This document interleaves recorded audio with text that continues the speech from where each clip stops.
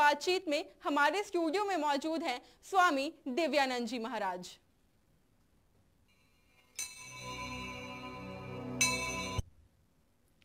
स्वामी जी, स्वागत करती हूँ आपका हमारे स्टूडियो में। चैत्र नवरात्र की शुरुआत।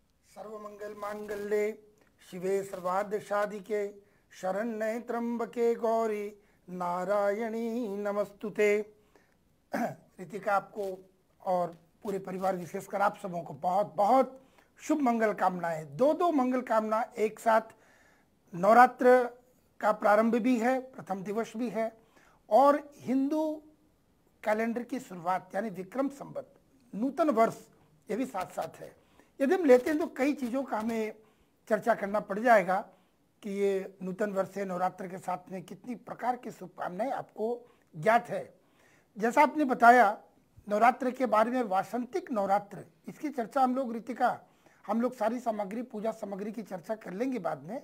आपके प्रश्न के हिसाब से मैं चाहूँगा कि हमारे दर्शक, ये बार बार प्रश्न आता है कि कोई व्यक्ति उपवास नहीं कर सकता है कई कारणों से। स्वास्थ्य बाधा हो सकती है, उनकी जीवन की दिनचर्या ऐसी है, या फिर उम्र की बात है, इच्छाएं बहुत है और वो कर नहीं पाते, लेकिन फिर भी माँ की वही अनुकंपा हमें चाहिए। तो इसके लिए क्या करें, ये बड़ा सामान्य प्रश्न आता है। मैं चाहता हूँ कि दर्शकों कभी आने से पहले भी, स्टूडियो में इन करने से पहले भी चर्चा हो रही थी, तो मैं चाहूँ, देखिए हम लोग माता बोलते हैं, माता दुर्गा की पूजा करते हैं, और माता दुर्गा को समझना है कि माँ दुर्गा है कौन। तो माँ दुर्गा एक ऐसी शक्ति है जो सर्वशक्तिमान है। यहाँ तक कि हम शिव बोले या शक्ति बोले, और ये दोनों के सम्मिलित रूप जब लेते हैं तो माँ का स्वरूप आता है माता दुर्गा। मनुष्य के जीवन में 3 प्रकार के गुण हैं, सत्वगुण, रजगुण, तमोगुण। इन तीनों की अधिष्ठात्री देवी महासरस्वती, महालक्ष्मी और महाकाली। जब इन तीनों को एक साथ मिलाते हैं तो माता दुर्गा का स्वरूप आता है। मनुष्य के जीवन में 4 पुरुषार्थ होते हैं, धर्म, अर्थ, काम, मोक्ष। चारों पुरुषार्थ को पूजा को प्राप्त करने के लिए मात्र माता दुर्गा ही एक ऐसी देवी है जो किसी जीवन में, किसी व्यक्ति के जीवन में चारों पुरुषार्थ और तीनों गुण को प्रदान करने वाली आती हैं, वो कहती हैं माता दुर्गा। तो मनुष्य के आज के जीवन में यह अर्थ युग है, और अर्थ युग में धन की आवश्यकता तो पड़ती है। हम माता को दीपक भी प्रज्वलित करते तो वहाँ घी की दिया जलती है, और उस घी के लिए भी पैसे की आवश्यकता पड़ती है। इसलिए निश्चित रूप से अर्थ की आवश्यकता है, लेकिन हमारा धर्म नहीं रहा तो कुछ नहीं। सर्वप्रथम हमारा धर्म है, अर्थ की आवश्यकता पड़ती है, और मानव जीवन में है परिवार संचालन के लिए काम की आवश्यकता है, और मनुष्य जीवन में जब आए तो हमारा अंतिम लक्ष्य होता है मोक्ष। मोक्ष की प्राप्ति ही मनुष्य का तन, ये मोक्ष का द्वार माना गया है। बहुत मुश्किल से मनुष्य तन पाया 84 लाख योनि में, और यहाँ उस टिकट को आज हमें आत्मसात करने की आवश्यकता है। यदि मनुष्य जीवन में यदि साकार हो गया तो मोक्ष की प्राप्ति हो सकती है, अन्यथा फिर से वो 84 लाख योनि के चक्र में आना। तो धर्म, अर्थ, काम, मोक्ष, इन चारों पुरुषार्थ को प्रदान करने वाली माता दुर्गा को प्राप्त करने के लिए अब यह प्रश्न उठता है कि माता प्रसन्न कैसे हो। मां शब्द जब बात करते हैं, आप भी बहुत माताएं सामने सुन रही हैं, देख रही हैं, या जो माता नहीं भी हैं वो माता को समझती हैं, हमारी भी माँ है। तो माँ ही एक संपूर्ण ब्रह्मांड में एक माँ ही एक ऐसी है जो अपने संतान का हर परिस्थिति में वो भला चाहती है कि हमारे संतान का मंगल हो। तो आप तो जगत जननी माँ हैं, आप पूरे पृथ्वी को हमेशा अपना वरद प्रदान किया है माता आपने। और आपने जब रितिका जब बोला किसी मंत्र से प्रारंभ होना चाहिए, तो अनेकों मंत्र हैं। सप्तशती में तो 700 मंत्र हैं, हम सप्तशती की चर्चा कर रहे हैं। तो 700 मंत्रों में हमने एक मंत्र को आज आपके समक्ष इसलिए से उच्चारित किया कि सर्वमंगल मांगल्ये। हमारा सनातन धर्म ही एक ऐसा मात्र धर्म है जो हम सबों की मंगल की कामना करते हैं। हम कभी नहीं बोलते मेरा कल्याण हो, मेरे घर का कल्याण हो। ये मेरा कल्याण नहीं, पूरे संपूर्ण जगत का कल्याण हो, पूरे विश्व का कल्याण हो। एक हम ही सनातनी बोलते हैं कि धर्म की जय हो, अधर्म का नाश हो, और प्राणियों में सद्भावना हो, विश्व का कल्याण हो। और हम भारतवर्ष में, पूरे विश्व में जो कहते हैं कि भारत विश्व गुरु रहा है, उसका एकमात्र कारण रहा है हमारे भारतवर्ष का धर्म, हमारी आध्यात्मिकता। आप देखेंगे हमारे देश में एक बालक से भी बात करे और सप्तशती का एक मंत्रों अवश्य बता देगा। वो अपने प्रधानमंत्री राष्ट्रपति का नाम शायद अगर किसी ग्रामीण क्षेत्र में चले जाए तो वहाँ का बालक जो स्कूल नहीं गया है वो नहीं जानेगा, लेकिन एक किसी बालक से, किसी वृद्ध से, किसान से, कहीं भी किसी से हम पूछ ले तो माता का एक मंत्र अवश्य वो बोल देगा। हम उस देश के वासी हैं, हम उस देश में रहते हैं, इस देवभूमि भारत में रहते हैं। आज हमारा देश जिस परिस्थिति से गुजर रहा है, आज एक नए भारत के निर्माण करने जा रहे हैं।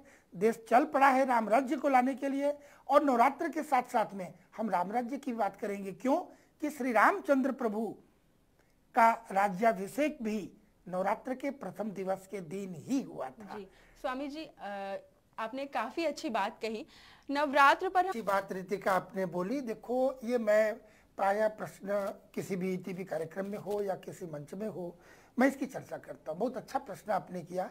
नवरात्र, हम 9 दिवस नहीं बोल रहे हैं, नवरात्रि बोलते हैं। रात्रि की प्रमुखता है, यानी प्रथम शालपुत्री च द्वितीय ब्रह्मचारिणी तृतीय चंद्र घंटा चतुर्थकम। 9 रात्रि यानी 9 देवी की हम पूजा करते हैं, 9 देवी की। और एक दिन हमारा पूरा आता है, सारा दिन, सारी रात, अगली सूर्योदय तक हमारा एक दिन होता है, यानी रात्रि बीतने के बाद। आप ही के प्रश्न को लेते करें तो एक एक दिन की एक एक माता की हम पूजा करते हैं, एक विग्रह की पूजा करते हैं, माता शैलपुत्री की, फिर ब्रह्मचारिणी, चंद्र घंटा, इसी प्रकार से सिद्धिदात्री तक करते हैं। इसी से संबंधित एक बहुत मुख्य बात बता दूं, इस प्रश्न का भी उत्तर आ जाएगा, और बहुत दर्शक जो प्रायः भूल करते पाए जाते हैं उनके लिए बहुत बड़ा संदेश होगा। नवरात्र की उपवास किए और नवमी के दिन हवन करके वो पारण कर लेते हैं। ये बहुत बड़ी भूल है, आप चुके मत। कारण क्या है मैं बताऊं।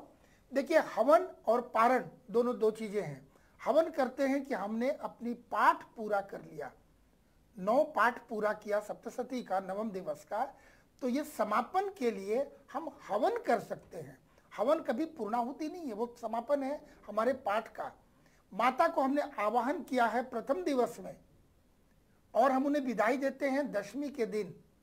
माता को हमने बुलाया इतने आवाहन करके, इतनी जोत से कि माता आप आए और हमें धन्य करें।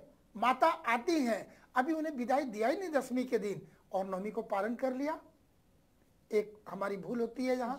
दूसरा पक्ष है रितिका जी, जैसा आपने बोला कि रात्रि, नवम दिवस की रात्रि में आप आ जाए, जहां कहते हैं सिद्धिदात्री जी, यानी 8 दिन मैंने पूजा किया, 9 दिन की पूजा किया, आज हमें माता सिद्धि प्रदान करने के लिए आने वाली हैं, और दिन में ही हमारा बालक वो पारण करके अपनी जो दुकान सजा रखा था नवरात्र का, उसे पारण करके वो निकल गया।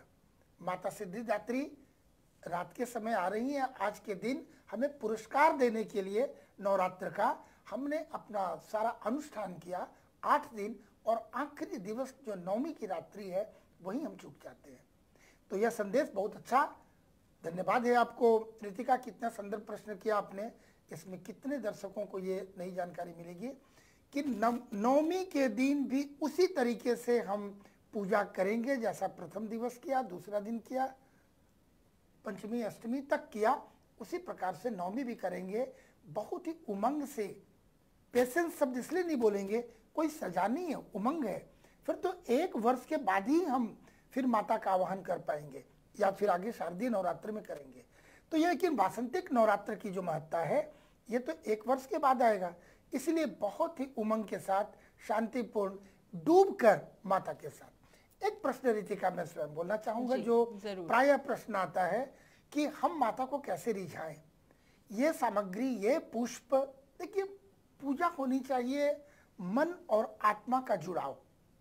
किसी सामग्री में बंध के कौन सी उंगली, कौन सी दिशा, कौन सी माला, कौन से आसन, कैसा पुष्प, कौन सा नैवेद्य, इस कौन और कैसे में इतना फंस जाते हैं, पूजा नहीं हो पाता। डूबना है मन से। मानस पूजा भी एक बहुत बड़ी चीज, हमारे पुराणों में एक चर्चा है कि किसी के कारण मान लीजिए कोई व्यक्ति विदेश में, ऐसे देश में रहता है जहां वो पूजा नहीं कर सकता है, या तो साधन नहीं है उसके पास, या फिर वहां की सुविधा नहीं है किसी भी कारण से, क्या हमारी माता के आशीर्वाद से वंचित रह जाएगा? नहीं, वो कहीं भी होगा माता की उतना ही अनुकंपा पाएगा जो यहाँ लोग पंडाल में बैठकर, मंदिर में बैठकर और घरों में 9 दिन अनुष्ठान करते हैं, उससे ज़्यादा भी कर सकता है। बस मन से जुड़ना, हमारे मन के मस्तिष्क के अंदर में, हृदय के अंदर में माता को विराजमान करें और यथासंभव अनर्गल समय, अनर्गल वार्तालाप में समय व्यतीत न करते हुए बस एक मंत्र मैं आपको जो बता रहा हूं वो है नवार्ण मंत्र। मुझे पता है अभी मंत्र पूछने वाली थी आप कि कोई एक मंत्र भी बता दे साधकों को जो सबसे सुलभ हो, तो मैं आपसे पहले बता दूं, ऐं ह्रीं क्लीं चामुंडाय विच्चे। प्रश्न उठता है ओम, तो ये नवार्ण मंत्र है, 9 अक्षर के मंत्र है। मैं पुनः बता दूं, ओम प्रणव मंत्र है, प्रारंभ में लगेगा, उसके बाद इसकी आवश्यकता नहीं रहती है। ऐं ह्रीं क्लीं चामुंडाय विच्चे, इन 3 बीज मंत्र लिखे, यह जानना आपको बहुत आवश्यक है। ऐं ह्रीं क्लीं, जैसा प्रारंभ में मैंने पहले बताया, महासरस्वती, महालक्ष्मी, महाकाली, यानी सत्वगुण, रजोगुण, तमोगुण, इन तीनों की अधिष्ठात्री देवी का, तीनों का एक एक बीज लेते हैं। ऐं ह्रीं क्लीं, यानी ऐं ह्रीं क्लीं चामुंडाय विच्चे, तीनों माताओं का बीज मंत्र के माध्यम से हम उनका आवाहन करते हैं, उस माता को हम प्रणाम करते हैं। ये नवार्ण मंत्र है, ये बहुत सिद्ध मंत्र है। आप कोई भी मंत्र, कई साधक आते हैं, महाराज जी कौन सा मंत्र करूं, मैं ये भी करता हूं, वो भी करता हूं, इतने साल से कर रहा हूं, 22 साल से कर रहा हूं, 10। भैया एक साधे सब सधे, एक दीपक में घी डालो और 5 में डाल रहे हैं, 5 पे डालते रह जाएंगे, ये छूटेगा कभी, वो बुझेगा, कर कर सारा कंसंट्रेशन एक दीपक पे लगाया तो वो दीपक कभी नहीं बुझेगा। जी स्वामी जी, आपने मंत्रों की बात की और